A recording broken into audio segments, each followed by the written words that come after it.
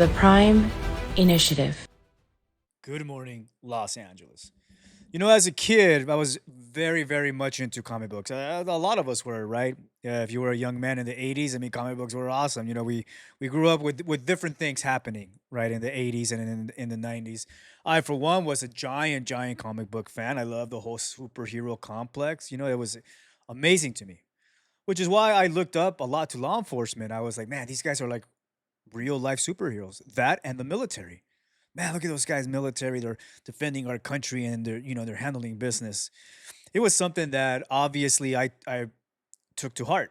I wanted to be just like them, you know, powerhouses, superheroes. You know, well, there was this one big thing where, as a child and being a nerd, me and my other nerd buddies would be like, man, wouldn't it be cool if the X-Men teamed up with whatever, or like if Superman and Batman they finally met and and like they fought against all this nonsense happening, right? You always wanted these two powerhouses to meet, right? They've made movies now from it. I mean, they were okay, right? They were okay. Getting back to the task at hand, Hector Bravo. Hector Bravo is one of these amazing men, a methodical and die in the wool leader. This guy, by far, is one of the most relentless, hardworking motherfuckers I've ever met in my life. This guy is non-stop. Talk about his drive and his passion to doing something, right? I mean, it, I for one look up to him. He's had a documentary on him. He's had a book on him. He's had his own show. You know, Hector Bravo is one of those men that you want on your side. Reason being is because he'll tell you flat out the truth. He'll tell you flat out the truth. And he doesn't sugarcoat anything, and he will always have your back. But there's another individual as well that shares similar qualities. The one and only Alex Villanueva. Another die in the wool leader. Methodical, having nothing but core integrities, right? He was a sheriff. I was employed in the Los Angeles County Sheriff's Department. And I got to say, I've never looked up to a man like I have with him. You know, he, since day one in the academy, he was looking after the recruits. Going after the academy, he will always visit the stations and the jails. Always looked after his troops. Even after he left the department, he continued to fight for his troops, continue to fight for the people. You know, that right there is a true leader. Now I always wondered to myself, man, wouldn't it be awesome if these guys finally meet and handle business, right? These two men are the men that you want on your side, right? Well, sure enough, it happened. And here's the interview right here. Hector Bravo and Alex Villanueva finally speak. Now, let me tell you this before I click on this clip here. We're not going to obviously show the whole interview because we don't do that here. We want you to go see the interview for yourself, you know? I'm going to show you just a small segment. But I got to say, these two men by far, these people, you got Hector Bravo, who tells you the truth, exposes corruption. You got Alex Villanueva, who tells you the truth, exposes corruption. Isn't that a thing, right? Now, enough of me jabbering. Let's take a look at this clip. And if you're watching this on YouTube, I'll go ahead and put the link on the bottom below. On Instagram, I'm going to go ahead and tag Hector Bravo. You can see the full interview on YouTube on his channel as well. And I'm going to go ahead and tag him as well. Let's take a look at this. And it was quite a time. During that tough period, because I know that had to be immensely stressful. Now, I believe he's talking about the COVID time, 2019 to what, 24 or whatnot, or I'm sorry, yeah, 2019 to when did COVID stop? Like 22 or something. He's referring to that. What was driving you internally? What was motivating you to push through those difficulties? Well, I think the board of supervisors put basically a target on the back of every single deputy when they called them gang members. Correct. When they said, "Oh, you have to get the jab or we're going to fire you," and I pushed back against that. And everything they threw our way, I think department members rallied. They came together. They had a sense of purpose, And I did 104 town halls in 4 years.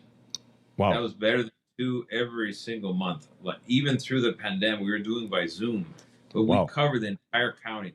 So we were dealing directly with the community members and going back to the department and telling them, okay, this is what the community is concerned about. So there was a really tight relationship between the two. And all of a sudden, politicians didn't really matter. They weren't part of the equation. That drove them nuts because they were trying to say, oh my God, the community is outraged. This, that. No. Right. If they were, they would have told us directly to our face. And totally different story when you get out of the political, the Facts. political class. Yeah, when you get the noise out of the way.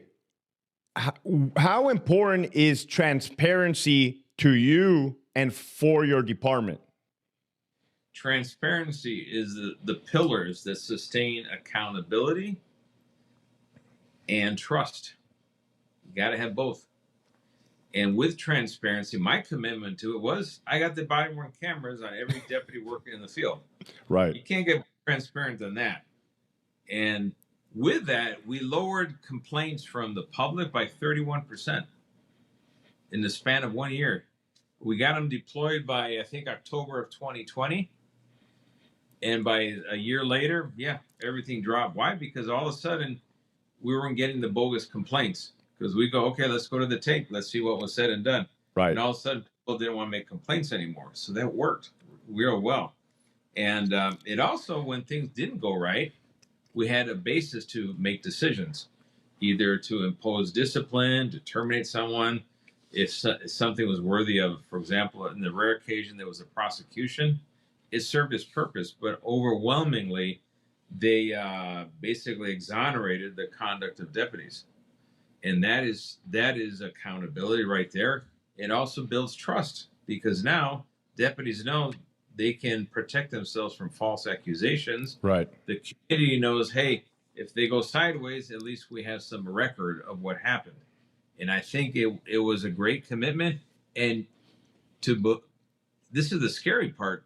The Board of Supervisors, while they were proclaiming that transparency was so important, they were fighting me tooth and nail to prevent me from deploying the body-worn cameras. They put every obstacle they could find in front of me to delay it because they didn't want to give me what they perceived as a win because the previous sheriff couldn't do it and we were able to do it. When you speak, I totally understand the obstacles that you give examples of, the unnecessary, like you said, they were fighting you for the simple fact of fighting you. How much of that goes on when you're sheriff? How much fighting, unnecessary fight do you get thrown at you? Okay, there you go. I'll let you guys look at the whole interview. It's amazing. I love this. I love this interview by far. Now, to attest to what Alex and Hector were saying, I was there. I was there when all of this nonsense happened. And the troops, meaning the deputies, the custody assistants, the people working the line, we couldn't stand the Board of Supervisors. We all knew they were lying sacks of shit. I mean, they were so blatant in their lies, and the way they were treating the deputies. I mean, they will purposely send in emails to deputies saying, if you don't get vaccinated, it's mandatory vaccination. You are being ordered to be vaccinated. I still have those fucking emails. You are ordered to be vaccinated. You're ordered to be vaccinated. What the fuck? We don't take orders from you, bitch. We take orders from the sheriff, or rather, the deputies take orders from the sheriffs. They don't take orders from fucking yeast infections embodied as people. They don't. And who fought? Alex fought back. Fought back for the troops. Fought back for the livelihood. Not only did he fight back for the troops, meaning the people working the line, he fought for the people of Los Angeles, exposing their corruption. This is who we need in Los Angeles right now. The current sheriff, Robert Luna, is nothing but a fucking puppet. We all know that. He knows it too.